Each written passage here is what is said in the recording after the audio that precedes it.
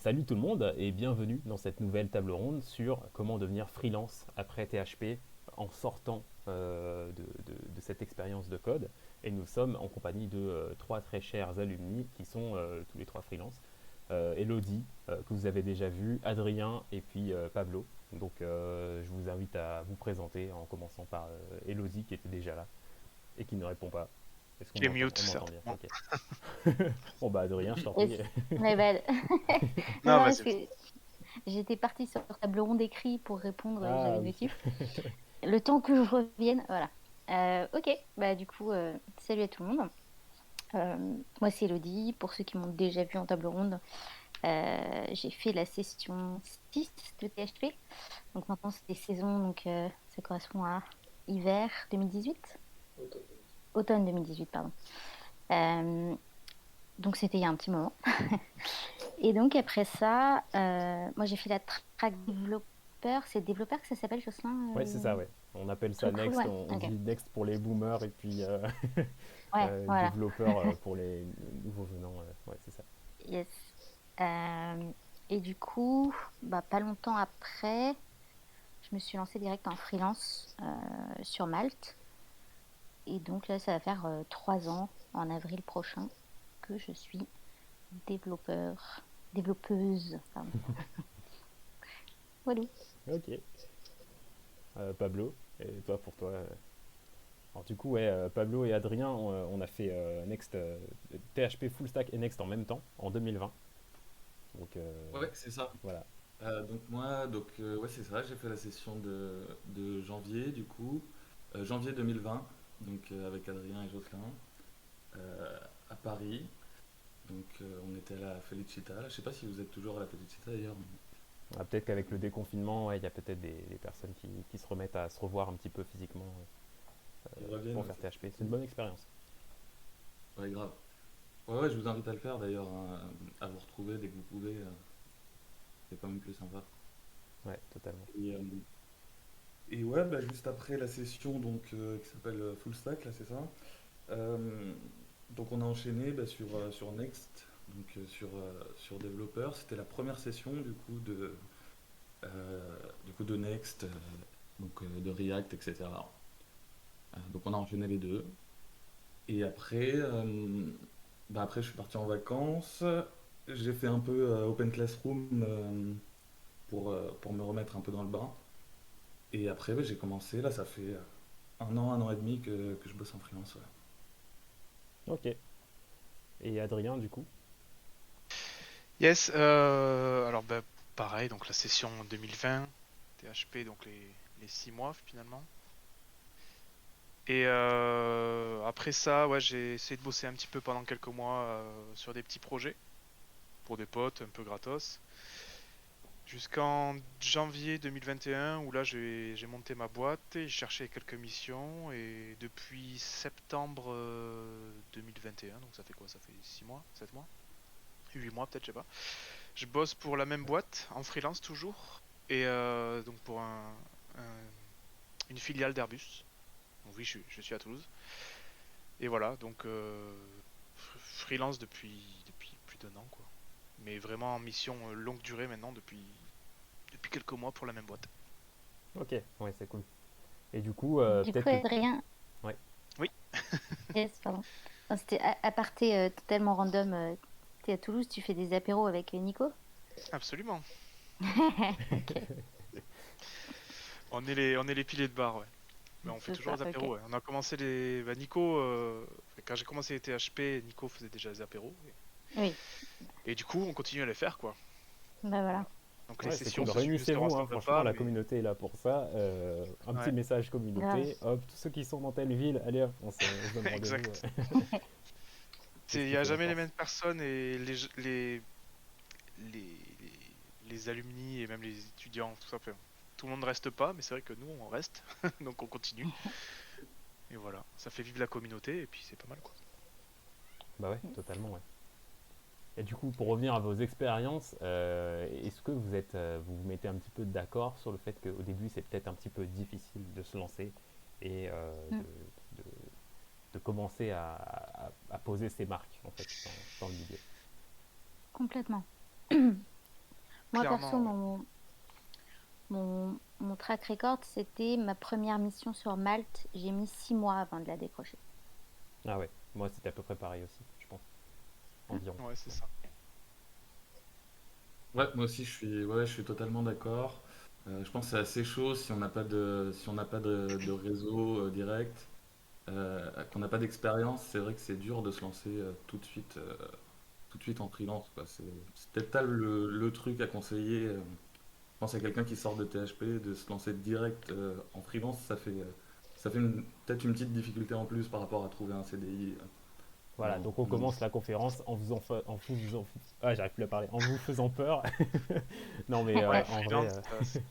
Et c'est en, vrai que en vrai, je pense que le il a point fallu du commun qu'on temps. a aussi tous les quatre, enfin, et beaucoup d'autres, c'est qu'on n'avait pas vraiment forcément de méthodologie sur l'insertion professionnelle, pas vraiment de conseils venant d'autres personnes, et pas de conférences comme une table ronde justement pour nous aiguiller un petit peu sur comment Mm. démarrer un peu plus vite et un peu plus intelligemment en fait finalement.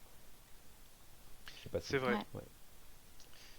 Et c'est vrai que c'est ce qui est en dehors de Malte. Moi, je sais que j'ai trouvé des missions sur LinkedIn, du coup. Et quand on vient de chercher, parce qu'on vient de chercher tout le temps, Ouais. euh, la question c'est est-ce que tu as d'expérience il faut, ton profil est pas mal, mais on cherche un mec qui a au moins 2 ans d'expérience ou qui bosse sur tel ou tel techno. Il te sort une liste de 20 milliards de trucs. Tu dis, ben ouais, j'en maîtrise que 2, quoi. Donc, est-ce que Mm. ça matche pas, quoi. Ouais. Et c'est souvent compliqué, c'est souvent dans ces trucs-là où on t'en demande beaucoup pour au final, quand tu rentres dans le truc, tu fais ah ouais, d'accord. Et avec ça, quoi. C'était pas. La barre est souvent placée un peu trop haute par rapport à ce qui est demandé derrière. Voilà, souvent c'est assez Ah, disproportionné les attentes versus ce qui se passe vraiment une fois qu'on est dans la boîte. Et d'ailleurs, le test technique ouais. aussi, souvent la porte d'entrée est Ouais, assez massive et puis après on rentre et puis oh bah tranquille, Ouais, entre bah, guillemets. c'est... Si on reprend un peu les tables rondes sur comment trouver du travail après THP, par exemple, euh, on tombe sur les mêmes problématiques où, de toute façon, dès l'instant où tu t'es fraîchement sorti de ta formation, déjà, tu n'as un peu rien à présenter en termes de projet pour montrer un peu ce que tu sais faire. Euh, et en plus de ça, oui, forcément, les gens, ils veulent quelqu'un qui a déjà un minimum d'expérience. Donc, mon, mon premier tips par rapport à ça, ne serait-ce que pour... Enfin, je sais pas si on lance la discussion directe, Jocelyn, ou Bien si sûr, tu oui, veux... on peut carrément, Ouais. c'est naturel. Euh, mon premier point, ce serait déjà de faire des petits projets. Donc, je sais que j'avais un peu râlé avec... sur la table ronde de... Ah putain, avec Clément. Qu'est-ce qui était intervenu avec Clément? Avec Clément, c'était Lucas Montaigu. Lucas, voilà. Ouais. ah, J'avais râlé un peu avec Lucas parce qu'il mettait vachement l'accent sur les side projects, etc. Euh, Effectivement, alors, c'est pas impossible, hein. Les gars, j'ai vraiment fait mon profil Malte avec la boutique de chatons. Et c'était même pas mon projet final Pixelou, c'était le projet final d'un autre groupe que j'avais repris pendant Next. Enfin, bon. Et c'était un truc immonde, hein, absolument immonde. Mais au moins, j'avais quelques photos à mettre dans mon portfolio et c'était suffisant. Donc, il y a une part de chance, évidemment. Mais les 2 points sur lesquels je voulais insister, c'était vos side projects. Ils vont être utiles pour le portfolio, pour mettre quelques photos. Mais ça va surtout être utile pour vous parce que vous savez que vous avez quelques mois devant vous avant de décrocher votre première mission. Profitez-en pour continuer à apprendre en fait. Profitez-en pour, moi j'avais refait Le Bon Coin, je sais plus ce que j'avais fait, mais des trucs où je voulais tester Sidekick, je voulais m'améliorer un peu sur AirSpec pour les tests unitaires. Enfin, voilà, des projets ciblés par rapport à ce que vous avez envie d'apprendre et un petit peu les outils ou les technos que vous savez vous allez en avoir besoin pour votre travail. Euh, et puis comme ça vous permet aussi de rester un peu motivé plutôt que d'attendre que ça tombe pendant 4 6 mois. Ça vous donne un petit objectif. Le deuxième tips qui m'avait pas mal servi, parce que c'est toujours un petit peu chaud de travailler dans son coin, j'avais un pote à moi qui était dans mon groupe THP, qui travaillait bénévolement en fait pour une coopérative alimentaire. Et du coup, il m'a dit, bah écoute, tu veux venir m'aider sur le projet, sur l'application? Et j'ai dit ok. Et ça m'a permis du coup de pas travailler toute seule et en plus de travailler sur un projet concret, donc qui est quand même un peu plus excitant que de faire mes trucs dans mon coin. Euh, et ça, vous pouvez vachement le mettre en avant parce qu'une expérience, c'est une expérience. Là, vous avez travaillé avec des vrais clients qui avaient un vrai besoin. Même si vous n'êtes pas payé, c'est pas grave. C'est de l'expérience qui est bonne à prendre et que vous pouvez tout à fait mettre en avant dans votre portfolio, euh, que ce soit si vous cherchez un CDI ou pour démarrer en free, quoi. Voilà. Ouais, totalement d'accord. L'idée, c'est de ne pas se ramollir quand on sort de formation comme ça, c'est de continuer dans la lancée, de continuer à Mm. accumuler de l'expérience et des choses à présenter, et puis d'être toujours actif, quoi, cérébralement parlant, pour pouvoir se défendre après techniquement quand on arrive dans un entretien ou autre. Parce que c'est finalement à ce moment-là, je trouve que la barre est la plus haute, c'est au moment de passer et à réussir à franchir l'entretien, une fois qu'on l'a franchi, enfin qu'on a franchi tous les stades hein, de l'entretien. Euh, Mm. on peut, bah, après, on est pris. Après, Ouais.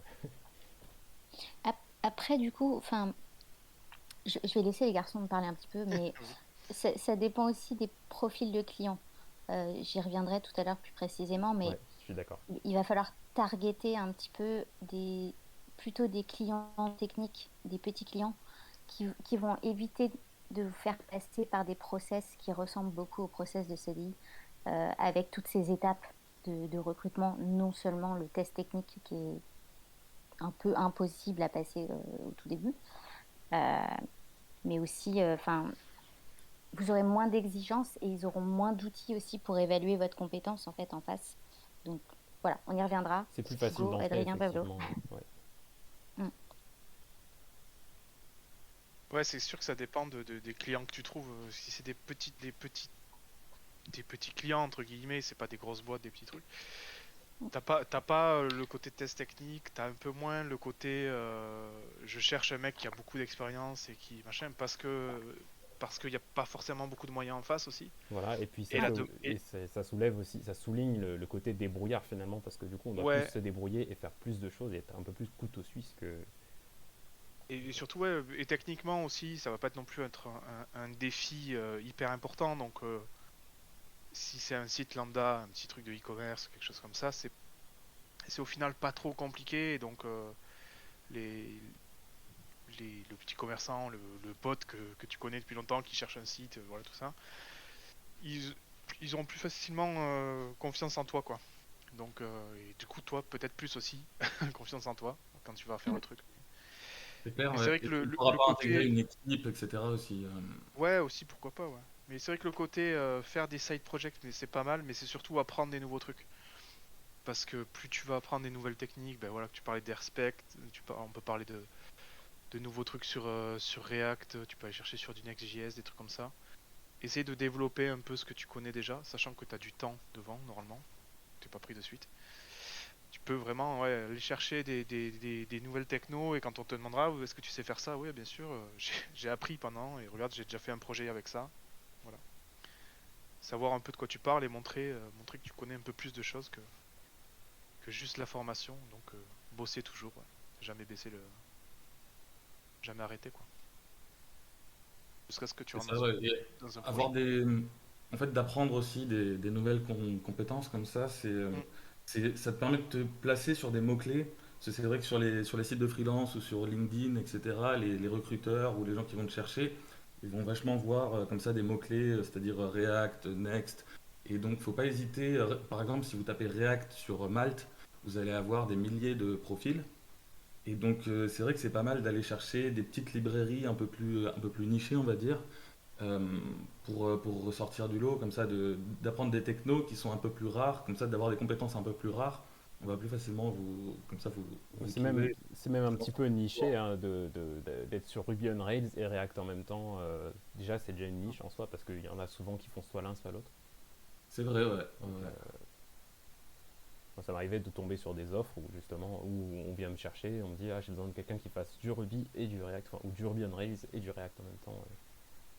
Donc là déjà c'est déjà une spécialisation un petit peu. C'est vrai.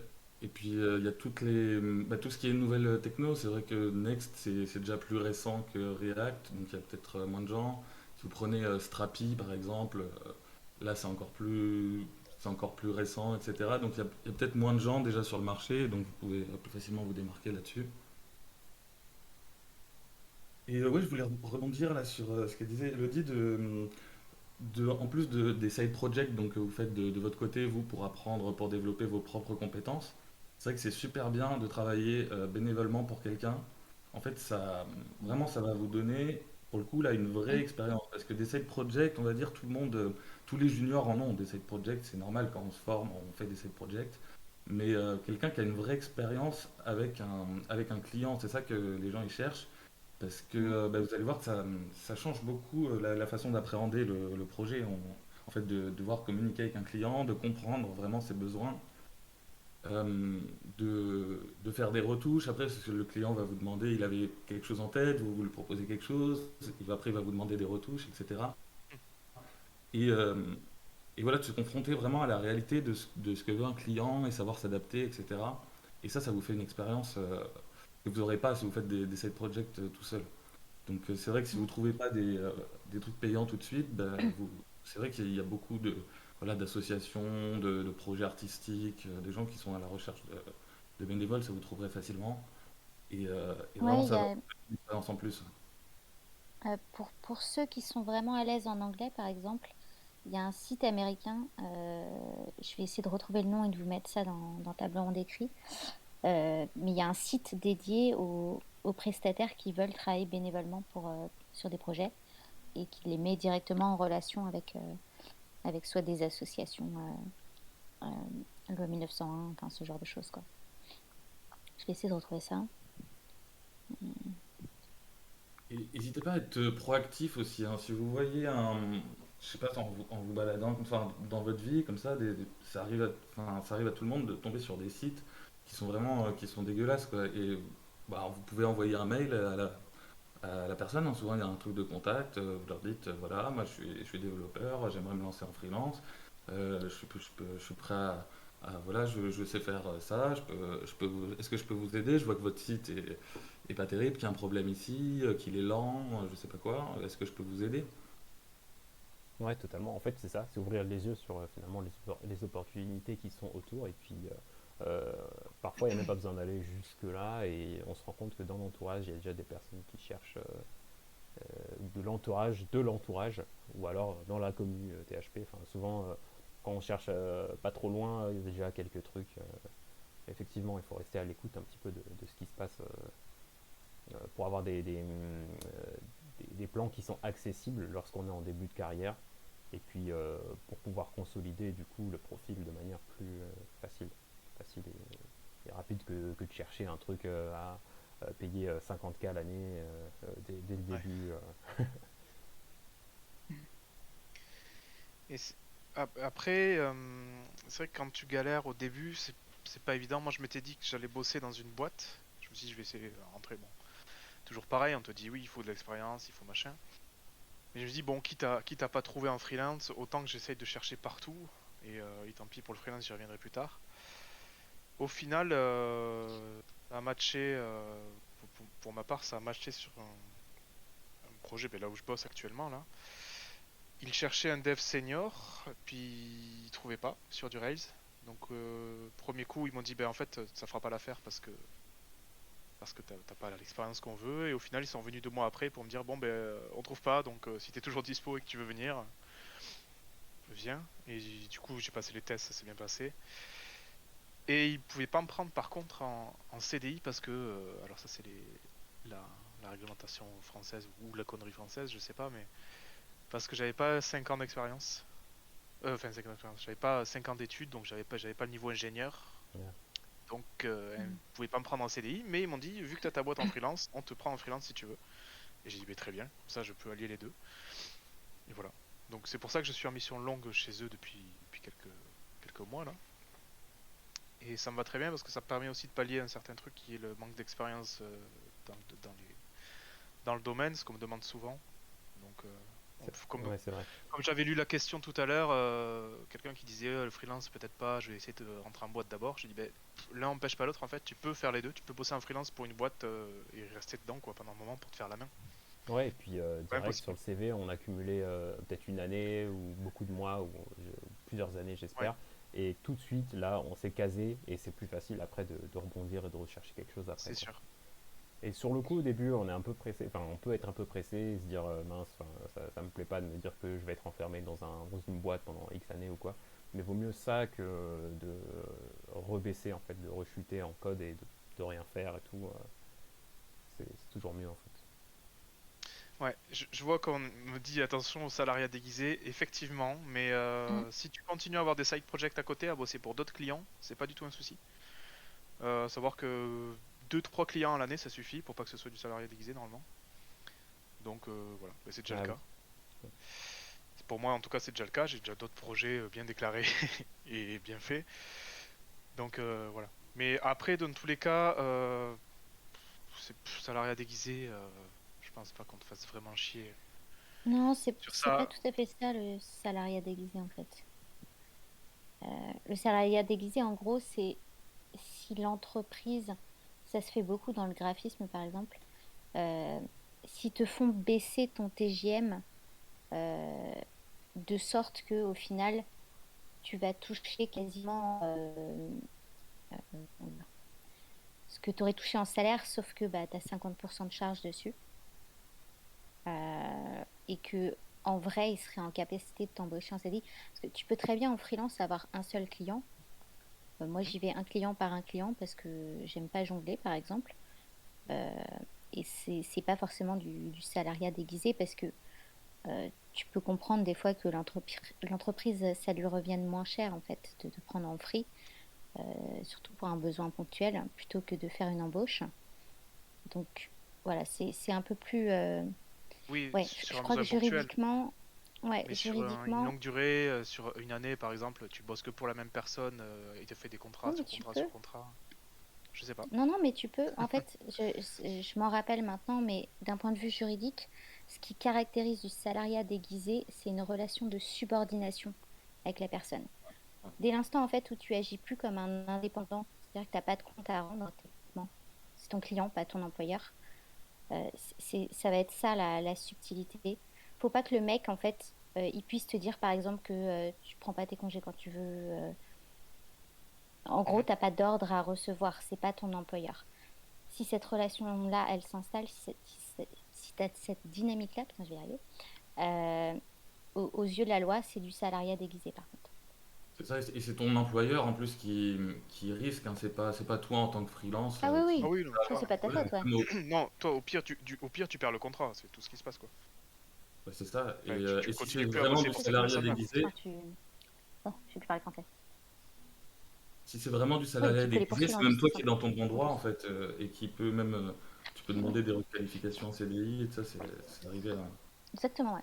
un ami à moi là, ouais, qui lui pour le coup c'était vraiment pour le coup c'était vraiment du salariat déguisé, dans le sens où il était vraiment, il devait aller être à sa boîte de 9 heures à 18 heures. Il avait des réunions imposées, il avait son email, c'était Ouais, l'email de sa boîte, etc. Donc il était vraiment comme un employé. En plus, il était très mal payé. Et, euh, et voilà. Ouais, donc ça c'est voilà, un là, cas pour le coup, classique, ouais. voilà, là, on est vraiment dans du salarié déguisé, mais du coup, c'est l'employeur qui peut avoir des problèmes. C'est pas toi en tant que freelance. Mm. Ouais. Ah, bon, il y a des mains qui se lèvent, ce sera plutôt pour la fin. N'hésitez pas à noter vos questions. Et puis à la fin, on répondra à tout. Mais du coup, là, quel conseil vous auriez là pour se lancer? Là, on est là. Remettez-vous en arrière. Comment vous auriez fait si vous veniez de sortir là tout de suite de THP et vous vous dites, ok, j'ai toute l'expérience que j'ai du freelance, mais je suis. Bref, retour vers le futur, quoi. On revient dans le Mm. passé, et puis qu'est-ce qu'on fait du coup? Bah, moi, j'aurais pas fait grand-chose différemment. Non pas parce que j'ai eu un succès de malade, j'ai mis longtemps à trouver ma première mission, mais voilà, j'ai pas le sentiment qu'il y avait grand-chose de plus que je puisse faire parce que, comme on l'a dit tout à l'heure, il y a quand même un facteur de chance. il faut que les opportunités se présentent. Après, moi, par exemple, j'ai peut-être testé de faire de la prospection à travers LinkedIn. J'ai fait ça un mois. Et ça m'a tellement saoulée que j'ai dit non, en fait. Je refuse de faire de la prospection euh, parce que ça m'insupporte ce réseau social, personnellement. Et en plus de ça, tous les prospects, j'ai passé énormément de temps, en fait, sur cette prospection avec zéro résultat euh, à la fin. Donc, voilà, moi, mon process, ça a été de dire, bon, je m'inscris sur une plateforme, ça peut être deux, je sais qu'il y en a d'autres. Moi, j'ai choisi de rester fidèle à Malte parce que ça marchait bien comme ça. Mais concrètement, les points principaux, ça va être euh, juste d'avoir un profil attractif. Alors, c'est toujours difficile de définir c'est quoi un profil attractif, surtout quand on n'a pas des masses d'expérience à mettre en avant. Mais il suffit d'essayer de se distinguer un petit peu, et je pense que sur LinkedIn, c'est exactement le même process, mais d'avoir un petit descriptif qui est un peu moins bateau que les autres. Euh, Essayer typiquement, moi je dis toujours, il faut essayer d'infuser un peu de votre personnalité en fait. Parce que vous êtes toujours affaire à des êtres humains, hein, que ce soit en process de recrutement ou, euh, ou face à des clients. Et c'est un jeu de séduction. Euh, on est sur un jeu de séduction, donc l'idée c'est quand même que les gens ils se rappellent de vous. Ils ont lu votre profil. Et il y avait un petit touche d'originalité, quelque chose qui vous définit que vous et qui vous distingue des autres. Et donc, moi, j'attacherais vraiment beaucoup d'importance au fait de bien préparer ce descriptif-là, essayer de mettre en avant peut-être des compétences transverses qui ne sont pas que liées au code. Typiquement, on a plein de profils de reconversion chez THP. Ça a de la valeur, il faut le mettre en avant, il faut expliquer un peu ce que vous avez fait avant et pourquoi aujourd'hui ça fait de vous un professionnel qui sort un peu du lot et qui a d'autres choses à offrir pour un client. Voilà, il faut se vendre, c'est pas évident, ça s'apprend avec l'expérience, mais voilà, c'est le descriptif et si vous avez quelques petites expériences, à les mettre en avant de manière pertinente, c'est-à-dire avec les bons mots-clés, euh, décrire vos tâches, mais sans trop rentrer dans le détail, etc. Et puis soigner votre portfolio avec des belles photos. Voilà, c'est le step one. Je pense qu'il y a d'autres méthodes, mais moi, typiquement, la prospection, c'était pas pour moi, quoi. Ouais, je comprends. En plus, souvent, on aime juste coder. En fait, enfin, on aime développer, on aime faire des trucs cool. Et c'est vrai que passer son temps Ça à. dépend. Je suis pas si sauvage que ça, dans le sens où moi, il y a un aspect dans ma gestion client que j'aime bien. J'ai été dans des métiers de service pendant très longtemps, donc euh, bon, j'ai Ouais, mais toujours je veux un dire, moment c'est où dans je le commence à sens en avoir marre de parler des gens, mais où tu recherches et tu espères juste. Tu vois, c'est dans ce sens-là, je veux dire, où vraiment tu dois hum, te vendre tout le temps et puis se, se prendre de recul parfois. Bon, pas forcément, ouais, ouais, pas forcément un kiff. ouais, non, mais bah, il faut de la persévérance, de la résilience euh, et être proactif effectivement, mais sans pour autant se disperser à chasser toutes les pistes sur LinkedIn. Enfin, voilà. Après, ça, c'est vraiment mon avis personnel de la prospection. Ça peut être aussi une chasse, une chasse aux œufs d'or qui mène jamais à rien. Donc voilà, c'est savoir avoir aussi la patience de se dire bah j'attends d'avoir des propositions. Il n'y a rien de plus que je puisse faire là à l'instant T. Moi, ça a été plus ma démarche. Je pense qu'il y a d'autres démarches clairement chez mes compatriotes là. Ben, moi, clairement, je me suis dit que j'allais forcément tomber dessus, que LinkedIn allait m'aider parce que, bon, ben, pas mal de demandes tout le temps. Et donc, il y a bien une demande à laquelle ça allait bien se passer et j'allais arriver au bout. Surtout que j'étais à fond sur des side projects, sur des vrais sites à déployer pour des potes en mode gratos, mais c'était des vraies demandes de pros. Donc, je me dis, bon, Mm. ben, tant que je fais ça, c'est pas grave si ça tombe pas. Voilà, je suis pas non plus Je suis pas non plus sans zéro boulot et donc j'apprends toujours, donc c'est cool. Mais au bout d'un moment, quand tu finis tes projets et que t'as toujours rien, attendre, c'est plus trop la solution, quoi. Il faut vraiment commencer à aller prospecter un peu plus. Alors ouais, toi, c'était pas ton truc sur LinkedIn, c'est vrai. Puis après, il y a Malte, il y a Mm. d'autres plateformes, il y a d'autres trucs, d'autres moyens de faire. Mais je pense que c'est une histoire de réseau aussi, de savoir choper les bons trucs au bon timing. Et, euh, et voilà, après, c'est difficile de se lancer au tout début, ça c'est clair. Il faut du temps, mais on a tous dit, hein, il nous a fallu vachement de temps avant de trouver la première Mm. mission qui marche bien, quoi. Ah, c'est pour ça que je voudrais juste souligner un petit point parce qu'on n'a pas forcément parlé de l'aspect financier. Mm. Mais c'est pas mal d'avoir un petit matelas un backup, soit son chômage, soit Ouais. t'as mis un peu de côté, parce que effectivement, du coup, enfin, ne pas se mettre dans des situations impossibles dès le début, parce que de la même manière que quand vous cherchez un poste en CDI, si vous puez, si vous transpirez le désespoir, ça fait fuir en fait. Ça fait Ouais, fuir. Ouais, carrément. Et voilà, c'est hyper important d'être juste à l'aise et pouvoir être vous-même et convaincre en entretien, euh, que ce soit un client ou un recruteur. Parce que voilà, ouais, le désespoir, ça fait fuir dans tous les contextes, hein. Et puis ça va vous mettre mal, enfin même vous quoi. Enfin, vous allez être stressé, vous allez pas être bien. Il faut vraiment. C'est pour ça que j'ai un peu commencé. C'était pas pour vous désespérer, hein, que je disais, c'est pas forcément le truc à conseiller direct. C'est que voilà, en tout cas, faut que vous ayez du temps quoi. Et il faut en être conscient. Faut pas tomber dans ce rêve. Ouais, je vais trouver, ça va être facile. Je vais m'inscrire sur Malte En fait, tant qu'on et est conscient demain j'aurai une que, ouais, mission à 400 balles par jour. Voilà, enfin. Voilà, faut quand même Ouais. être conscient que c'est tout un processus qui prend pas mal de temps, donc faut que vous soyez préparé, que vous ayez du temps devant vous. Euh, voilà, donc ça déjà c'est le premier truc, ouais, c'est Ouais. vraiment d'avoir du temps. Ça va vous prendre beaucoup de temps.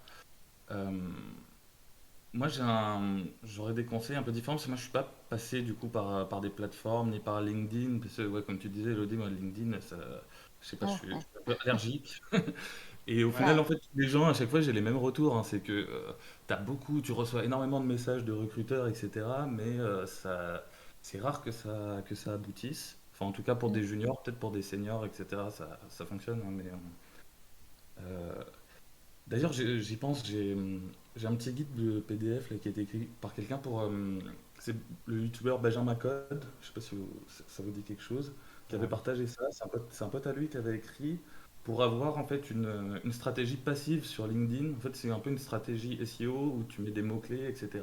Et il t'explique comment avoir une stratégie passive, donc pour pas être toi-même dans la prospection. Et donc, je pourrais partager les ça gens de si, contact, ouais. Ah ouais, si avec plaisir, merci, ouais. ça intéresse des gens. Ouais, ouais, ouais. Je mettrai en lien du replay. Ouais. Du coup, moi, je disais, ouais, je suis pas passé par des plateformes, etc. Je pense que le problème, ouais, en tant que junior, le gros problème, c'est d'être noyé comme ça dans la masse, quoi. Mm. Faut, et enfin, pareil sur LinkedIn, etc. Vous allez être comme ça noyé dans une masse. Et en fait, je pense qu'il y a plein de gens qui ont besoin de sites web, mais qui connaissent pas Malte, qui sont pas sur LinkedIn, etc. Et ces gens-là, ben, ils sont dans votre réseau, soit proche, soit un peu plus éloigné. Ils sont ça peut être en ligne, hein, dans des communautés en ligne. Je sais qu'il y a beaucoup là en ce moment, il y a beaucoup, notamment de youtubeurs, etc., qui montent leur Discord, enfin, d'aller dans des forums avec des gens qui ont des sites web. Vous pouvez contacter des sites web directement. Je pense que vraiment d'avoir ce contact direct avec des gens, ça va vraiment, c'est là où vous allez pouvoir vous démarquer. Parce que effectivement, en tant que junior, c'est pas par votre super profil que vous allez vous démarquer, mais ça va être peut-être par votre aspect humain et votre connaissance en fait de ce qu'on appelle j'ai oublié le métier, là, vous savez, cette notion là euh, de comprendre Mais en gros le métier des gens, de parler le même langage qu'eux, on va dire. Ouais.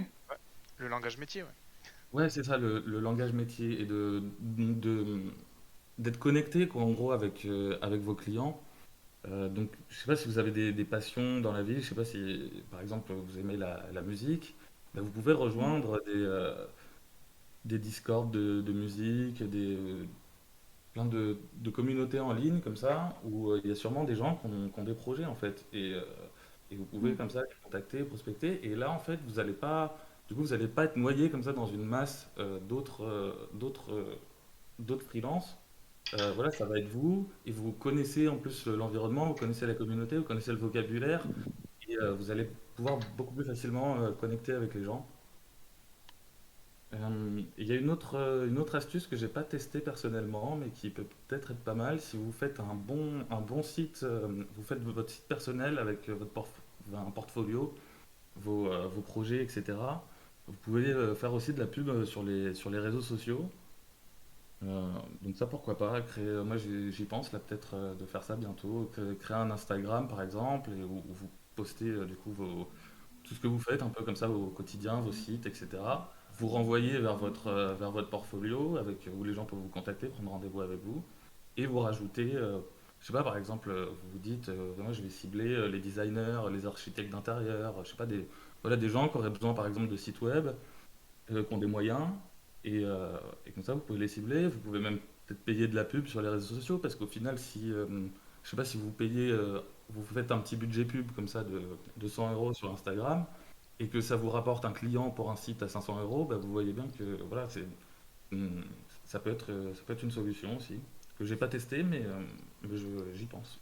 Ouais, faut être créatif en soi. C'est vrai il y a plein de manières créatives de trouver du travail finalement. Donc, ouais. C'est ça, ouais, c'est un peu ce que je voulais apporter. En plus, parce que c'est vrai qu'on a tout de suite ce réflexe de forcément penser LinkedIn Malte, mais faut un peu des fois ouvrir ses horizons, quoi. C'est ça. Mm.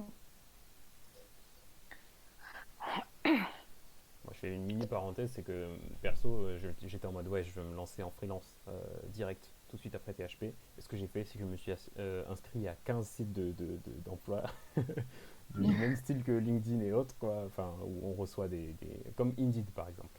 Euh, Mm. Plein de sites similaires. Et en fait, bah, j'étais bombardé d'annonces et tout. Du coup, je me disais, ok, c'est cool, j'ai la main sur une étendue très large de postes et tout. Et en fait, ben, finalement, pour chacun de ces postes-là, si on passe 5 secondes, enfin, comment dire, je faisais des lettres de motivation personnalisées pour eux, et puis en fait, finalement, je me rendais compte que juste, comment dire, une entreprise, elle est sur 5 sites différents comme ça. Sur ces 5 sites, elle aura quelques quarantaines de postulations de développeurs comme ça, et sur ces quarantaines, ils vont lire les CV en 5 secondes, et le CV, c'est une micro-portion de ce que vous êtes. Donc finalement, c'était pas très rentable, c'était énormément d'énergie déployée pour pas grand chose. Donc Ouais. voilà, je voulais juste vous écarter aussi un petit peu de ce chemin-là où bah, enfin, ça peut arriver de pas trop réfléchir à comment on le fait, mais juste de bombarder, d'y aller un peu en mode bourrin voilà. Réfléchissez Ouais. vraiment, c'est comme là au tout début quand on est à full stack et qu'on doit réfléchir aux projets finaux, on se dit oulala, il faut réfléchir plus de 10 minutes sur un projet, enfin j'exagère, hein, mais parce qu'on conseille de réfléchir plusieurs jours sur comment vous allez construire votre projet. Bah, je pense que ça peut être pas mal aussi de réfléchir plusieurs jours à comment vous allez construire votre stratégie en fait de recherche d'emploi pour faire les choses intelligemment et pas perdre trop de temps. Mm. Exactement, ouais, c'est une vraie stratégie à mettre en place, et ça va vous faire poser aussi les questions avec qui vous avez envie de travailler, dans quelles Ouais. conditions. Et voilà, moi c'est pour ça que moi j'ai plus choisi cette stratégie. Après, si vous voulez par exemple être plus, je sais pas, dans des grosses boîtes du CAC 40, etc., peut-être que dans des grosses équipes et tout, ça peut avoir des avantages, ça peut être votre truc. Ben, peut-être que là, c'est plus sur LinkedIn que ça se passe. Voilà, faut voir, ça dépend de. Voilà, faut réfléchir à ce que vous voulez, quel type de client, etc. Et je sais, ça me faisait penser à un truc, est-ce que tu disais que tu t'étais inscrit sur plein de sites?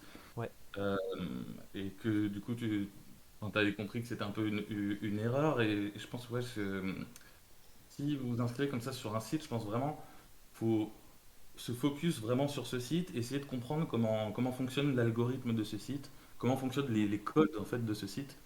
Regardez les autres gens, comment ils se présentent, etc. Parce qu'en fait, chaque site a un peu sa façon de se présenter, sa façon de parler. Euh, vous n'allez pas aller avoir les mêmes. par exemple, Fiverr, je sais pas si vous connaissez, mais c'est un peu plus cheap, on va dire, que d'autres trucs. Donc les gens se présentent pas pareil. Voilà, chaque plateforme a un peu sa façon. Et à chaque fois, il y a des petits hacks pour remonter dans l'algorithme, etc. Et, euh, et regardez, ouais, sur Internet, en général, il y a des articles de blog, des vidéos YouTube, et tout ça qui vous expliquent un peu pour chaque plateforme comment optimiser vos chances, on va dire, sur cette plateforme. Donc, je pense que ça peut être pas mal de se concentrer comme ça sur une plateforme et de l'optimiser à fond, quoi. Ouais, moi, je suis assez d'accord et je pense que Elodie aussi. Ouais, ouais, ouais. Bah, Euh, complètement. C'est dans la veine de ce que je disais un peu plus tôt par rapport à ne pas se disperser trop. Parce que, comment dire, comme c'est compliqué au début, il faut garder un équilibre aussi entre l'énergie et le temps que vous allez dépenser en prospection et le retour sur investissement finalement. C'est-à-dire, est-ce qu'il y a un résultat ou pas au bout. Même si fatalement le résultat il va mettre du temps à arriver, euh, il ne faut pas oui, partir dans tous les sens et, et essayer de maximiser. Enfin, l'envoi en masse, ça marche pas. Ça marche côté recruteur euh, parce qu'ils pêchent dans une marque qui n'est pas très grande en fait. Euh, mais de notre côté, ça marche pas. Donc autant se concentrer sur une chose et la faire bien. Et là, au moins, tu es sûr que si t'as pas de résultat, euh, c'est pas parce que tu étais dispersé et que t'as pas donné 100% sur cette plateforme-là, par exemple. C'est juste que soit il faut plus de temps, soit c'est peut-être pas la bonne plateforme pour toi. Et Pablo a raison dans le sens où il faut choisir son outil par rapport à ce que vous avez envie de faire, effectivement. Vous n'allez pas trouver forcément les mêmes profils de clients partout. Donc, et encore une fois, une très bonne idée de regarder ce que font les autres. Typiquement, si on aborde le sujet de comment se positionner en termes de TJM sur le marché, bah, le plus simple, c'est de faire une recherche pour voir des développeurs qui sont sur la même stack que vous, avec un niveau d'expérience similaire, et puis de regarder à combien ils se tarifent et d'essayer de taper à peu près dans la moyenne, parce qu'il y en a toujours qui sont au-dessus pour des raisons de réputation ou les projets sur lesquels ils ont travaillé, etc. Et il y en a toujours qui sont très très en dessous. Et ça va être mon prochain point. Ne vendez pas vos fesses. C'est Oui. tellement la mauvaise idée. Et ça fait du mal au marché aussi, parce que du coup, mais voilà, j'y reviendrai. Mais clairement, regardez ce que font les autres si vous voulez un peu d'inspiration, même pour écrire votre descriptif, sans pomper tout sur le profil des autres. Déjà, voyez un peu comment ils font leur présentation. Est-ce que tu fais un bullet point pour détailler la stack sur laquelle tu es, machin. Enfin, voilà. Tout le monde s'inspire de tout le monde. Donc, c'est un très très bon conseil pour le coup. ouais, totalement. Mais après, bon, il y avait un point sur lequel tu voulais revenir tout à l'heure. On peut peut-être en parler maintenant d'ailleurs, hein. Yes, bah, j'essaie de laisser la place parce que je sais que je suis une grosse bavarde. Et je veux pas que les garçons ils aient pas l'occasion de parler aussi. Euh, mais ouais, bah, le TJM, c'est un sujet sensible. Mais concrètement, j'ai un exemple chez Malte qui c'est une des vidéos qui donne sur les webinars comment trouver ses premières missions, etc. Et c'est carrément le cofondateur de Malte qui t'explique que en fait, tu devrais même carrément te mettre un peu plus cher que les autres quand tu commences. Euh, il y a deux raisons pourquoi. La première, c'est que il y a, il y a excuse-moi, on me parle en même temps sur Slack, sur Discord, du coup j'en perds mes mots. Euh, la première, c'est que vous allez attirer typiquement le mauvais profil de client si vous êtes trop peu cher. C'est-à-dire, vous allez attirer des gens concrètement qui sont radins, qui veulent pas Ouais. payer. Donc c'est un risque pour vous. Euh, ou des gens juste qui vont typiquement essayer de vous arnaquer parce qu'ils se disent que si vous êtes aussi peu cher, c'est qu'il y a forcément un problème avec votre profil. Euh, Ça, c'est humain. Ça s'appelle la face value. Euh, Votre TJM, il reflète une certaine qualité aussi. Plus vous êtes, enfin, moins vous êtes cher, et plus vous renvoyez un message de basse qualité, euh, parce que c'est juste communément admis par tout le monde. Et c'est pas toujours vrai, hein, concrètement, c'est pas parce qu'on paye qu'on a de la qualité, mais psychologiquement, tout le monde va se dire, ah bah c'est cher, ça veut dire que c'est spécial, ça veut dire que c'est de la qualité, ça veut dire que c'est du luxe, enfin, peu importe. Totalement. Donc ça, faut jouer là-dessus pour le coup. Et se mettre un tout petit peu plus cher, là dans le contexte de Malte, c'est utile parce que ça vous donne une petite marge pour négocier à la baisse. Parce que typiquement, un argument pour convaincre un client, et on s'entend, il ne faut jamais descendre au-delà de 15% de réduction. Parce qu'en dessous, bah, on retombe dans les vieux travers de je vends mes fesses, n'est-ce pas? Donc, ce qui peut être un argument au départ pour compenser le fait que vous n'avez pas beaucoup d'expérience, euh, qui pèse dans la balance face à un client, vous pouvez simplement dire, bah voilà, on fait une première semaine sur telle ou telle feature, par exemple, et je vous fais 10 ou à 15% de réduction sur mon tarif journalier. Donc ça vous laisse une petite marge de manœuvre, et du coup c'est sur un timing qui vous permet d'exploiter. C'est-à-dire quand vous vous inscrivez sur Malte, au début, vous êtes mis en avant parce que vous venez de vous inscrire sur la plateforme. Donc vous allez bénéficier finalement de visibilité que vous n'avez pas encore gagnée en ayant fait des missions sur la plateforme. Et ça, faut taper dessus dès le début et en profiter. Donc voilà, c'est des petites stratégies, des petits tips qu'il faut essayer de mettre en place assez rapidement. Et normalement, ça devrait vous amener à finalement pêcher un poisson au bon moment, quoi. Carrément. Non, je suis bah, totalement d'accord, ouais. Non, c'est clair que, en plus, enfin, vous allez. J'aimerais juste revenir sur le truc de vraiment, vous allez en plus attirer des mauvais clients, quoi. C'est-à-dire vraiment, il n'y a rien de pire qu'un client qui n'a pas de budget. euh, Parce Ouais. qu'il va vouloir faire les choses vite.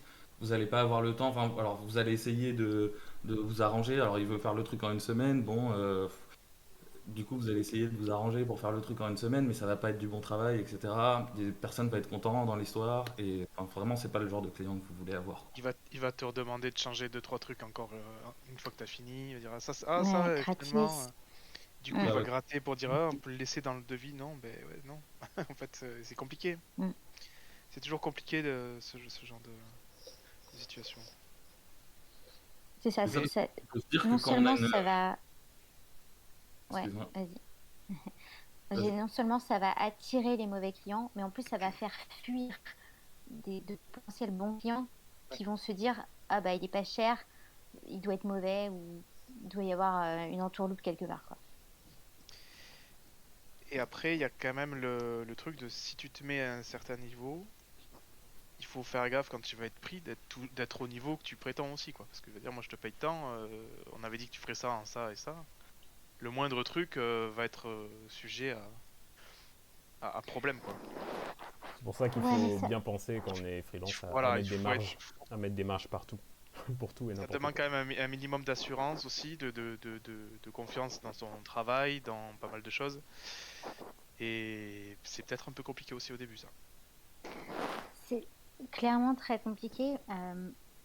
Moi, pour vous donner un peu ma stratégie par rapport à ça, euh, encore une fois, sur la base de ma personnalité à moi et de mon profil. Alors Elodie, il y a peut-être euh, ton micro qui frotte un petit peu. Ouais, Ah merde, pardon, oui, ouais, ça frotte sur moi. Pardon. Euh, je suis partie vraiment sur l'idée d'être dans l'honnêteté et la transparence, et c'est-à-dire aussi d'avoir cette conscience-là, de savoir que j'allais me planter sur mes estimations au début, c'est normal, parce que les trois quarts de ce que vous allez faire, vous ne savez pas encore le faire, vous savez quasiment rien faire en fait quand vous commencez. Donc c'est normal de ne pas savoir évaluer des tâches que vous n'avez jamais faites en fait.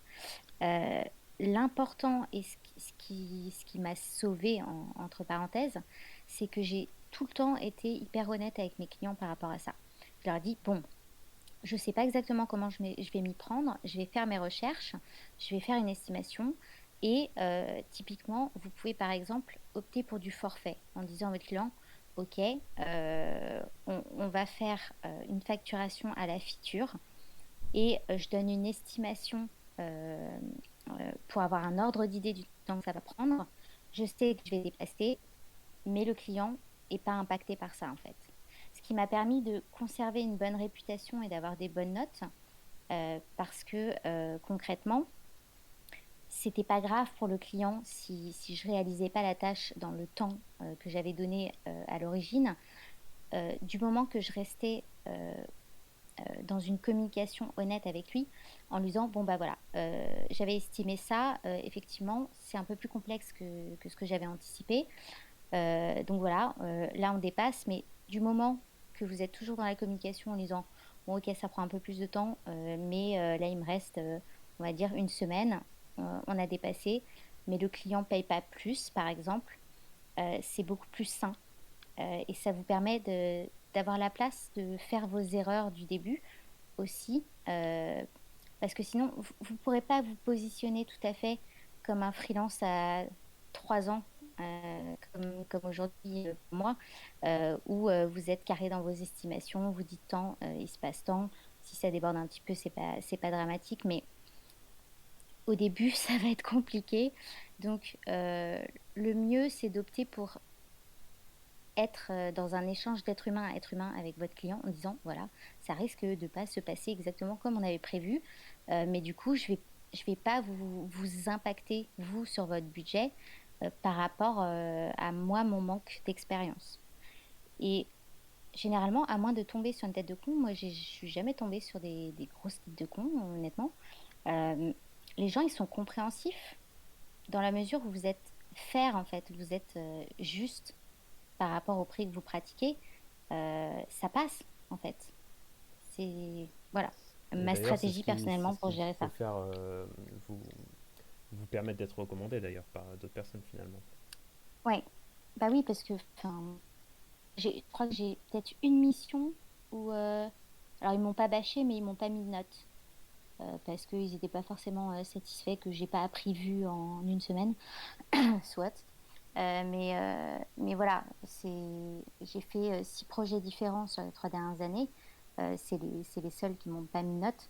Tout le reste de mes clients, ils étaient satisfaits, malgré le fait que sur mes premières missions, je galérais ma race, quoi. Ouais. Ah ouais, c'est normal. Mm. Ouais, bah, je suis bien d'accord sur ouais, la communication, ça c'est vraiment un skill à avoir, quoi. C'est un skill à part entière. À avoir ou à Et travailler, hein. C'est-à-dire que si vous ne l'avez pas, c'est en rencontrant des clients, en échangeant, en faisant des entretiens ou autres, que ça va venir en fait. On l'a pas tous forcément dès le départ, mais ça vient en fait parce que ben, on fréquente le milieu et l'humain s'adapte, donc ouais. bien sûr, ouais, ouais, ouais, ouais, non, c'est clair, ça se travaille. Ouais, ouais, non, bien sûr, je disais avoir à développer, on va dire. Ouais. Ouais. Mm. Et, euh, et ouais, et là aussi, ça va dépendre donc du profil que vous avez en face de vous. Il va pas falloir parler technique à quelqu'un qui connaît rien en technique. Ça va l'assommer, etc. Il faut être conscient de tout ça. Euh, et inversement, à quelqu'un qui s'y connaît en technique, vous pouvez aller droit au but, quoi. Ça sert à rien d'essayer de l'enfumer. Voilà. Et l'honnêteté, ouais, ça c'est super important.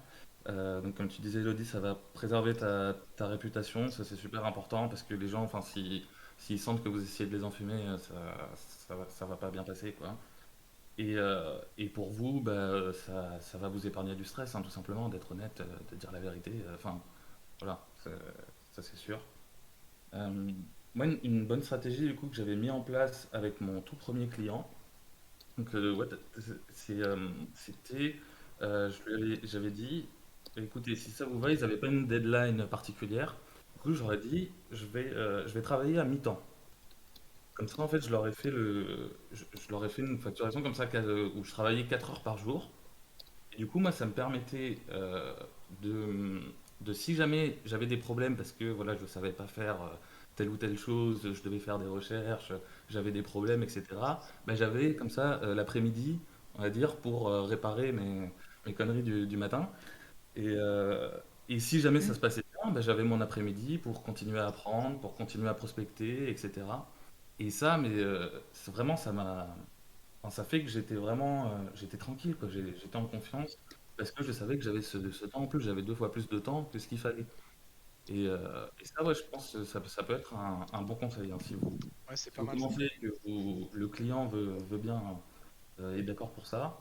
Franchement, ça peut vraiment vous sauver ce truc parce que, ouais, comme ça, voilà, vous êtes vraiment tranquille, vous êtes honnête avec votre client et, euh, et si vous avez du temps en plus, bah, tant mieux, hein, vous continuez à apprendre, vous continuez à prospecter, c'est tout bénéf. Ouais, totalement.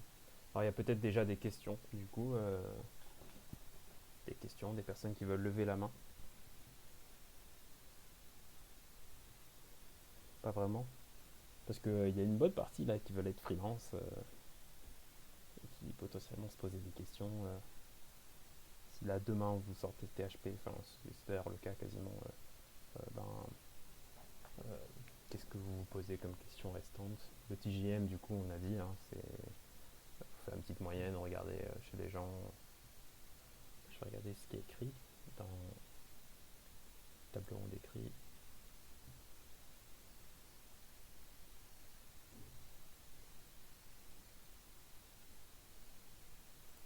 Ouais. Pour le TJM, par exemple, moi je sais que, alors, je sais pas vous, mais moi pour les premiers contrats que j'ai eus, j'avais mis 285 € la journée en TJM, quoi. Et c'est pas du tout Ouais. un problème, quoi. Même le premier client, il m'a dit ah oui, bah, on peut même monter si vous le faites plus rapidement. J'ai dit oui, bah, d'accord, mais Mm. je peux pas le faire plus rapidement, c'est possible. Ouais. Mais Moi, j'étais voilà, à 300 par exemple. ouais, Ouais, moi voilà. aussi, enfin, on nous disait qu'il fallait pas descendre en dessous de 300 quand on démarre. Ouais, après ça dépend peut-être des technos et de l'endroit où tu vis. Moi, je suis pas sur Paris non plus. Oui, c'est vrai que ça Et, Ah joue. oui, bah, il y a et ouais, ça aussi. et Enfin, ouais. vous pouvez vous mettre à Paris, hein. Moi, là, je suis à Saint-Malo depuis décembre. Mais Sur mon t'habites à profil Paris pour Malte, bosser, quoi. c'est toujours à Paris. Ouais, Ah ça non, c'est sûr. mais j'ai littéralement jamais eu à me déplacer, en fait. Ouais, ouais, ouais, je comprends. Y compris quand j'ai travaillé pour Bernardo, qui était une grosse boîte du luxe. La seule fois où je me suis déplacée, où j'ai rencontré les personnes avec qui je travaillais depuis 9 mois, c'est-à-dire que je savais littéralement pas à quoi ils ressemblaient, c'était, ils m'ont invité à venir visiter les ateliers à Limoges. C'était hyper cool. Mais non, en fait, on n'a pas besoin de se déplacer. Donc, mettez-vous à Paris, en fait, parce que au pire des cas, ils vont peut-être vous faire venir une fois. Et ben, vous désimpactez le frais du billet de train pour venir. Enfin, vous le facturez pas au client et ça vous coûtera pas beaucoup plus. Euh, mais par contre, C'est du sûr. coup, vous allez avoir plus de visibilité et peut-être plus d'offres parce que ils aiment bien avoir cette sécurité-là de se dire vous n'êtes pas trop loin. Donc, si jamais il faut vous faire venir sur place, ce sera plus simple, quoi. Ouais. Donc, faites pas ça si vous êtes à l'étranger, évidemment. Mais si vous êtes en France, mettez que vous êtes à Paris, on s'en branle. Oui, il n'y a pas besoin de se déplacer sur le truc, hein. Mm. Faut voir avec les offres, faut voir ce que tu peux négocier. Et voilà. Mais c'est vrai que moi j'ai un collègue de formation là qui partit en freelance aussi. Il s'est dit ben, React, il est pas du tout sur Paris. Pareil, il a mis 350 et c'est passé, quoi. Ouais. Donc c'est pas. Ça dépend de son niveau d'expérience aussi, mais Bah, c'était comme nous, formation, enfin comme moi je veux dire, on a fait ouais, en en même temps. sortant de formation, ouais, c'est Ouais, ouais. possible aussi, ouais. C'est vrai que moi j'avais mis la barre haut, je crois que j'avais mis 350 hein, en sortant de THP. Ouais, non, non, il a mis 330 lui et sur la deuxième mission 350. Ouais. Mais Ouais, bon, c'est Ouais, ça, voilà, vous êtes faut bien. pas oublier de s'augmenter aussi. Ouais, faut voilà, c'est s'augmenter, ouais. sûr. On est plus Il faut se compétent, compter hein, entre on toutes sort les d'une Ouais, missions. mission, on est plus compétent, hop, on augmente, c'est comme ça. Faut le C'est comme faire ça en que plus, ça. hein, ouais, sinon on stagne. c'est ça. Bah, typiquement, moi, je me fie aussi plus ou moins tous les 6 mois ou tous les ans quand je monte d'années d'expérience. Forcément, ça augmente, quoi. Ouais. Alors, il y a On a des Francesco questions, là? qui lève la main. Ouais. Ouais. Bonjour tout le monde. Salut. Salut, Salut. Francesco. Alors, moi j'ai une question, c'est est-ce que ça vous est déjà arrivé de faire un site internet pour une personne? Pour un particulier, tu veux dire? Oui, absolument, en particulier. Ouais. Ouais, Moi, non. Oui. Moi, oui, ouais. moi, oui. Oui, et donc dans ce cas, vous facturez à la journée, vous faites comment? Alors, Ça justement, dé- comme. Je vous laisse répondre. Vas-y, Ouais. vas-y. Ça Bah, dépend, c'est moi, je dis que ça effectivement. dépend du site, quoi. Ça dépend de ce qui est demandé. Ok, d'accord, donc ça dépend de quoi exactement? Si c'est juste un site vitrine, alors bon, après chacun marche comme il Ouais, veut, mais ok, ouais, site vitrine, ouais. si c'est juste un site vitrine, à toi de voir comment tu veux le facturer, si tu veux le facturer au temps passé ou au produit rendu, quoi. Sachant que si tu en fais plusieurs, généralement tu peux réutiliser ce que tu as fait sur l'autre en termes de structure. Vitrine, ouais, ok, ouais. Voilà. C'est une Pas- vitrine, boum, tu remets une vitrine, mais dans ce cas, mais tu fais c'est pas du tu- bénéfice pour toi. Voilà, exactement, tu peux réutiliser. Donc au final, en termes de temps, c'est pas dingue de parler en termes de temps, mais plutôt en termes de produit rendu. Tout dépend en fait de ce que tu vas négocier avec ton Ok, client, quoi. ok, Ouais, en fait, c'est vrai que tu as le choix, hein. Soit tu dis que T'as tu le veux choix. facturer en journée, soit en forfait. Après, comme disait Elodie, en forfait, bah, Ouais, si tu as un peu de retard, c'est plus C'est facile à clair. c'est pour gérer ta que pomme, si ouais. tu payes à la journée. Mm. ok. Et inversement, si tu en fais plusieurs, c'est vrai que ça peut être très intéressant au forfait, hein. Je sais qu'il y a des gens, par exemple, ils font que des WordPress vitrines. Ouais, Et du coup, ils le font. Enfin, Ouais, et puis, je suis sûr, si tu fais ça toute la journée, tu peux le faire en 2 heures, hein. Certains sites, tu le plies en 2 heures. Tu vas pas facturer 2 heures à 500 ou à 1000 balles. Pourtant, un site vitrine, tu peux le vendre 500 ou 1000 balles, quoi. ouais, Et c'est donc, ça. ouais. c'est rentable pour Moi, toi, le tu vois. dernier que j'ai fait, je l'ai vendu 1000 euros, tu vois. Bah, c'est ça, Et ouais. Mm. ça Ça se m'a fait, pris quand hein. même 2 jours parce que j'ai dû tout refaire, mais Bah, c'est voilà, ça, mais après, le prochain, enfin, tu vois, si tu fais ça régulièrement, après, du coup, pour toi, c'est sûr. tu passes de moins en moins de temps et tu deviens de plus en plus rentable, quoi. Ok, j'ai encore une question, c'est à propos de Elodie, tu nous avais parlé des prospects, de la prospection. Yes. Qu'est-ce que tu J'ai faisais parlé du fait que exactement? j'en faisais pas. Ah oui. Ah, Bah, le peu que j'ai fait au voilà. tout début, euh, moi, je me suis concentrée sur le fait comment dire, de faire du networking dans des events. Donc, il y avait les meet-up à l'époque. J'ai fait des start-up week-end. Mais ça menait pas à grand-chose, en fait. Il y avait toujours un petit peu des débuts de pistes avec, notamment sur les start-up week-end, des gens qui cherchaient leur CTO. Mais je conseillerais vraiment pas ça en sortant de formation. Parce que ce serait se tirer une balle dans le pied en fait que d'aller sur des fonctions de CTO qui n'en ont que le nom sur un projet qui se lance. Euh, Déjà, il n'y a pas de rond à se faire avant que le projet soit vraiment concret. Et c'est pas une bonne idée de se lancer là-dedans aussitôt quand vous savez encore rien faire en fait. Donc voilà, pas mal d'events en fait, au point que je commençais à en avoir marre. Et puis, je crois que j'avais mis mon LinkedIn en recherche d'opportunités ou un truc comme ça. Et j'ai eu deux, trois touches, donc des rendez-vous clients qui n'ont mené absolument à rien. Enfin, voilà. Très frustrant. J'ai pas fait ça longtemps, heureusement, parce qu'au bout d'un moment, j'en ai eu marre, quoi. Après, je pense enfin, si Bento était là, il nous dirait qu'il y a une vraie stratégie à avoir par rapport à ça, qu'il y a une façon de prospecter et de faire du networking. Mais comme il l'a dit plusieurs fois, ça se fait sur du long terme en fait. Il faut aussi avoir cette patience-là. De la même manière que quand tu attends d'avoir des propositions sur une plateforme comme Malte, il faut avoir la patience Mm. que finalement ton profil soit vu par des gens et qu'on t'envoie des choses. Euh, mais le networking, c'est un marathon en fait. C'est un long game. Et il faut du temps pour construire un réseau. Moi, j'avais pas la patience de faire ça, clairement. j'avais la patience d'attendre d'avoir des propals sur Malte, mais pas la patience de construire un réseau, clairement. Je pense qu'il faut avoir un peu du bagou, enfin un peu de bouteille quoi pour que ça fonctionne. Je pense que là, dans ce cas-là, enfin, si t'es dans le métier depuis un certain temps, tu vas réussir à connecter facilement avec les gens, avoir des sujets de discussion, tes Ouais. compétences vont transparaître quoi quand tu vas parler avec eux. Mais c'est vrai que si t'es junior, je vois pas trop ce que t'aurais à leur dire quoi enfin, Oui, en plus, c'est ça, c'est que typiquement participer à des events, alors ça dépend.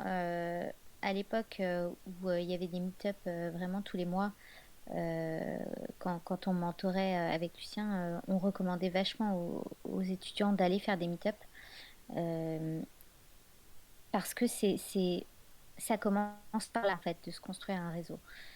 Mais au début, c'est un réseau plutôt informel et amical. Euh, Ça te fait quand même des contacts derrière quand tu veux commencer ta carrière. Mais il faut pas non plus tout miser là-dessus. Et effectivement, au début, tu vas pas avoir énormément à apporter à ton interlocuteur. C'est vachement un jeu d'échange, en fait, le networking, dans le sens où c'est je te gratte le dos, tu me grattes le dos. Clairement, quand tu es en position de junior fraîchement sorti d'une formation, il n'y a pas énormément de choses que tu peux trader, en fait, face à un interlocuteur. C'est plus toi qui es dans une position de bah, j'ai besoin d'un service, j'ai besoin d'un boulot. euh, et qu'est-ce que tu as à c'est vrai offrir que en tu peux échange? t'imprégner par contre, tu peux peut-être t'imprégner d'un peu de, je sais pas, justement de voir un peu les gens, de quoi ils parlent, quels sont leurs besoins, etc. Ça peut. Oui, Mm. bah, c'était un des arguments principaux qu'on avait, au-delà du fait de commencer à se construire un réseau assez tôt pendant la formation. C'était surtout d'absorber un maximum de connaissances au contact de développeurs qui sont déjà bien avancés dans leur carrière et qui sont pour la plupart hyper pédagogues et hyper sympas en plus. Donc voilà, c'était cet aspect-là pour les meet-up pour le coup. Ouais. Ouais. Alors, il y a Valentin aussi qui lève la main. Hop, je l'invite. Francesco, Oui, n'hésite pas à salut. relever la main si tu as besoin. Ben, justement, moi, c'était pour répondre à une question. Ben, je crois que c'était Francesco qui avait fait ça. Pour le tarif, enfin, je sais plus, il y avait une question auquel je voulais te répondre, je sais plus exactement laquelle c'est, si jamais tu peux la reposer, celle que tu as posée avant de venir. Mais pour comment dire, pour chercher des clients, je sais pas qui c'est qui disait ça, mais c'est hyper important aussi il y a une grosse partie enfin, comment dire, La t'avais dit, question, tu veux que je te réponde? En gros, moi je demandais si par exemple tu fais un site à quelqu'un, ouais, est-ce que tu vas lui faire le ah site, oui. disons tu touches 2000 balles sur le site, Mhm. tu me passes 1000 balles d'abord, et puis à la fin, Ouais. ou 33%, hein, voilà, et une Ouais, fois que le site est terminé, bah écoute, tu me donnes les 66% qui restent.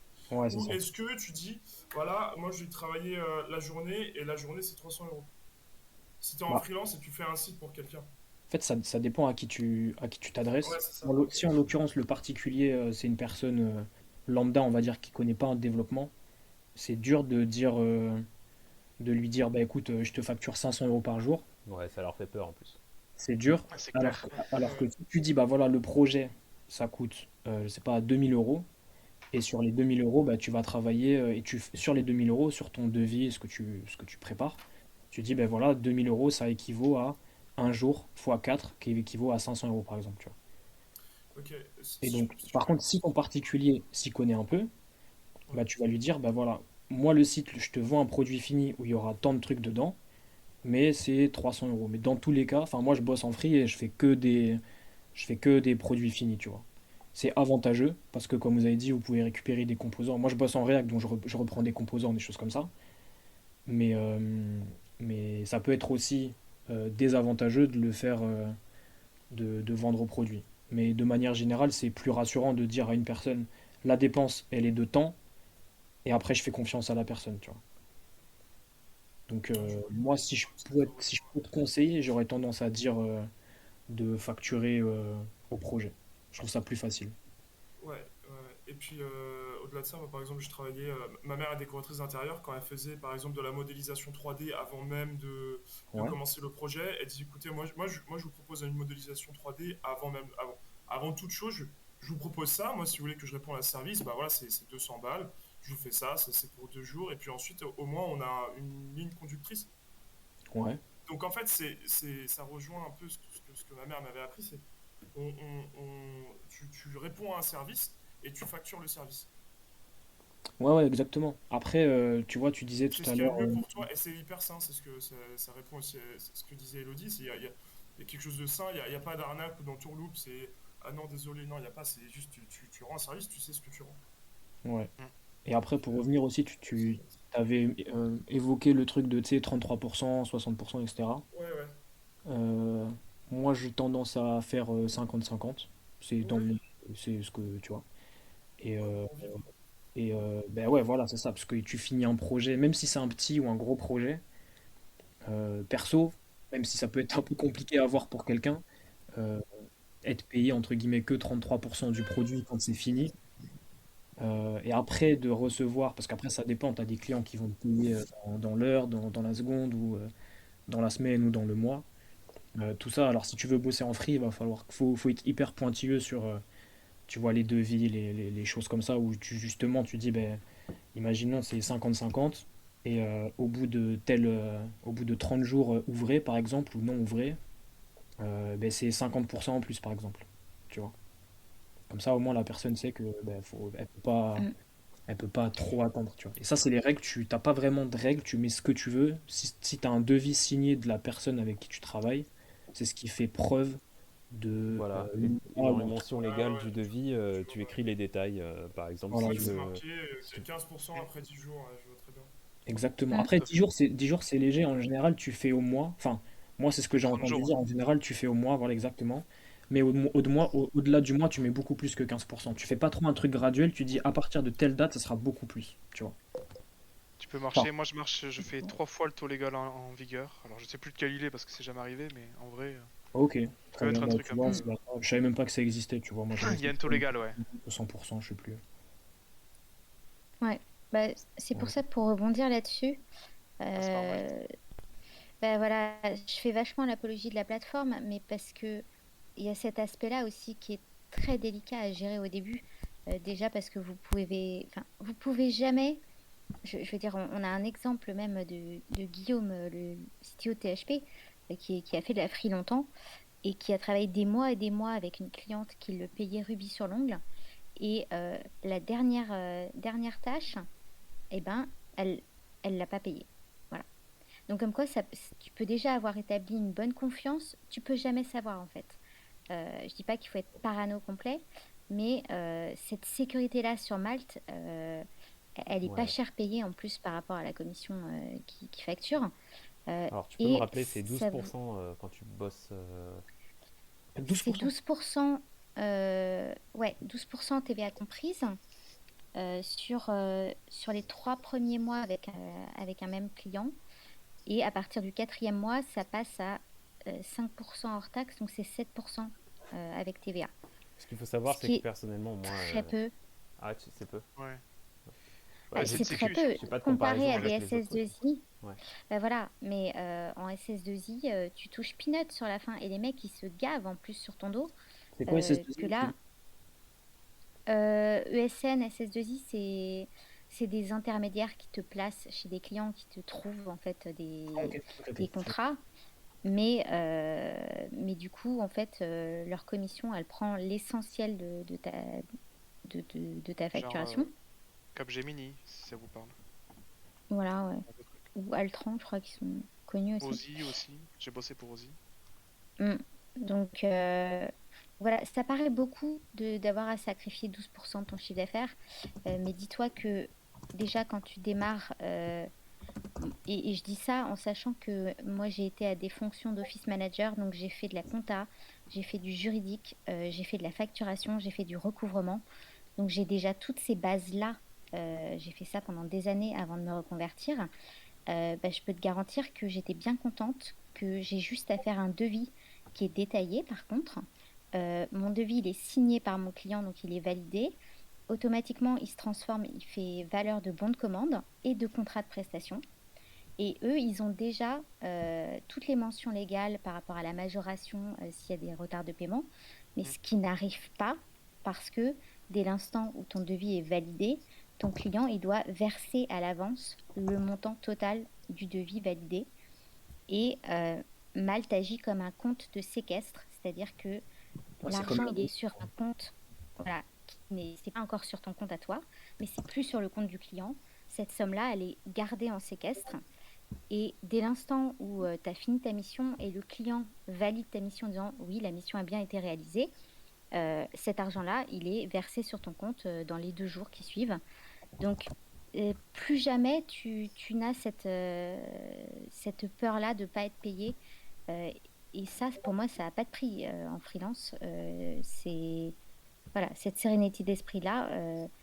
Et pareil, tu bénéficies en fait d'avoir une plateforme qui a un service juridique pour gérer les litiges au cas où ton client il décide que finalement en fait c'est pas la prestation qu'il avait demandé, donc il veut pas que les fonds soient débloqués, il veut pas te valider la fin de mission.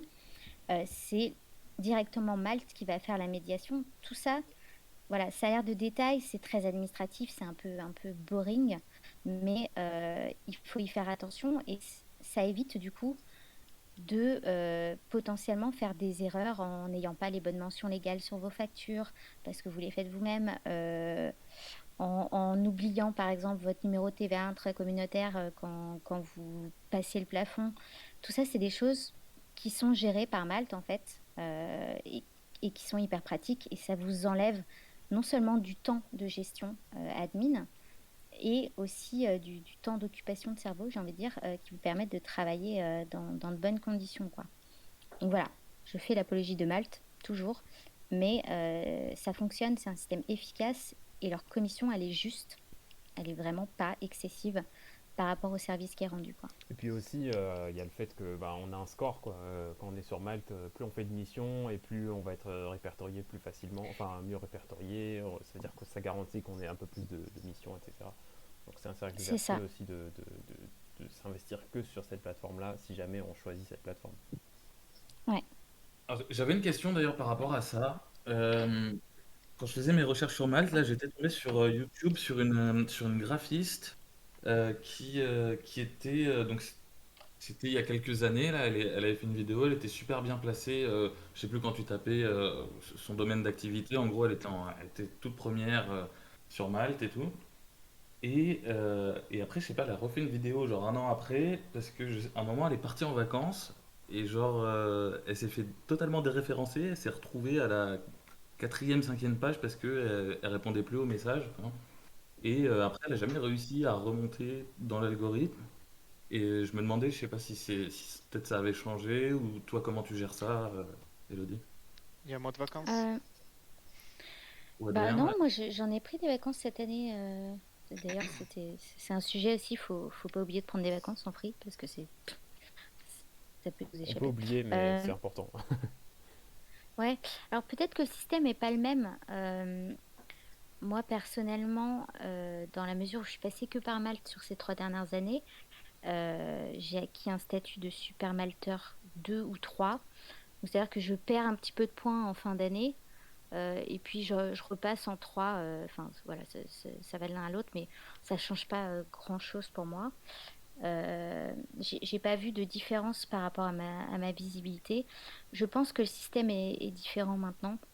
Je sais pas Ouais, de quand elle date cette vidéo YouTube. ouais, c'est un peu vieux, hein, ça datait de 2018, 2019, donc je me doutais peut-être que Ouais, il ça y a avait des changé. chances pour que l'algo soit plus tout à fait le même en En fait. fait, ouais, tant qu'on pense à se Euh, mettre en absent, en indisponible, en fait, Mm. on reçoit plus de messages et du coup, on peut pas être considéré comme non répondant aux messages.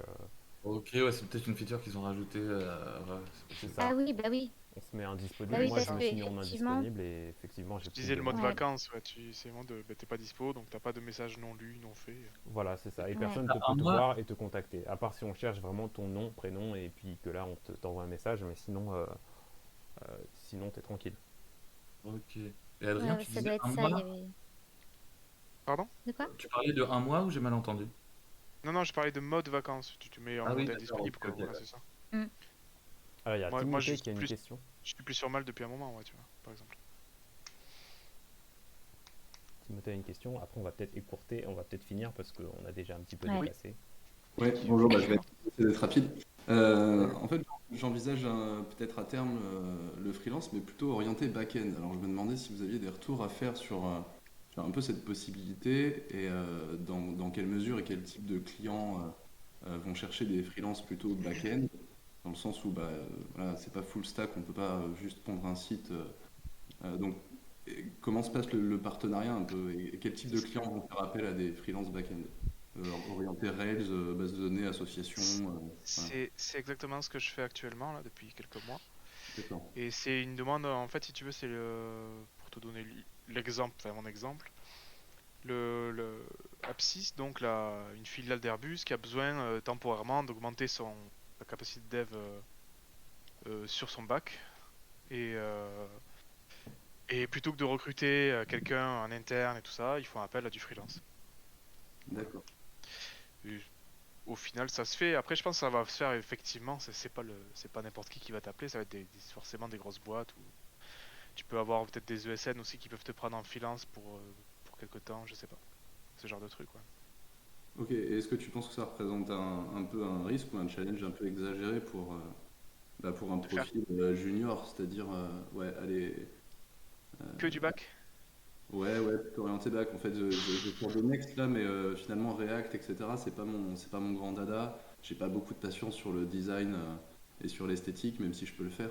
Et du coup, refactoring et travail en arrière-plan du back-end, ça me botte beaucoup plus. Alors j'essaie de voir si je peux envisager le freelance ou s'il faut commencer par trouver un CDI dans une boîte pour se former correctement, quoi. C'est possible pour moi, hein. Ouais, Moi, je Ouais, suis aussi, hein. back-end. c'est possible, ouais. Euh, donc, j'ai fait des missions full stack avec soit une asset pipeline classique, soit j'ai fait du Vue aussi. Ça s'est pas forcément super bien passé, mais tout dépend des profils de clients. Mais il y en a aussi, genre ma toute première mission, c'était une mission de back, puisque c'était un wrapper d'API. Et pour le coup, j'avais été contactée par le CTO d'une startup qui s'appelait Smart Keywords. Euh, et voilà, le gars, il m'a donné ma chance. Donc, enfin, Hmm. je pense que comme disait Adrien, ça va être plus des profils de clients où euh, tu risques d'avoir un screening technique parce que tu vas plus t'adresser à des profils de clients techniques. Là où, effectivement, si tu vends du full stack, tu auras plus accès à des projets où tu fais un site from scratch, un site vitrine ou un truc comme ça, pour un client typiquement non Mm. technique. Donc ça, c'est des entrées un peu plus faciles dans le métier.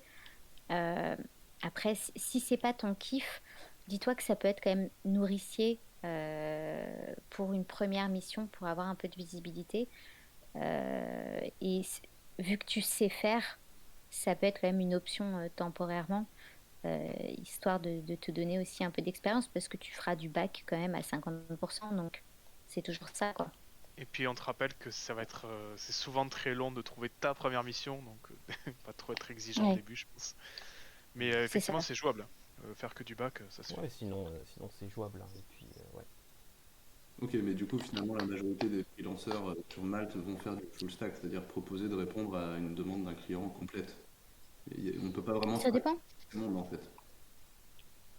Non, non, ça dépend. T'as vraiment tout type de propositions, en fait. Ouais, pour le coup, sur Malte, il y a tout là. Ouais. Mm. Non, t'étais pas Sur- obligé du tout d'être full stack. C'est juste, t'auras pas le même profil de client, quoi. Ok. Ok. Bon, bah sur ce, on va peut-être s'arrêter là. Ouais. Yes. Donc, merci en tout cas à tous les trois d'être venus dans cette table ronde et j'espère que ça aura plu à tout le monde. Merci de nous avoir invités. Yes. Avec grand plaisir. C'était un plaisir de vous entendre parler. C'était assez intéressant, je trouve. Bah, Ok. merci à On se vous dit à Eh bientôt à ben, de tous. nous avoir écoutés.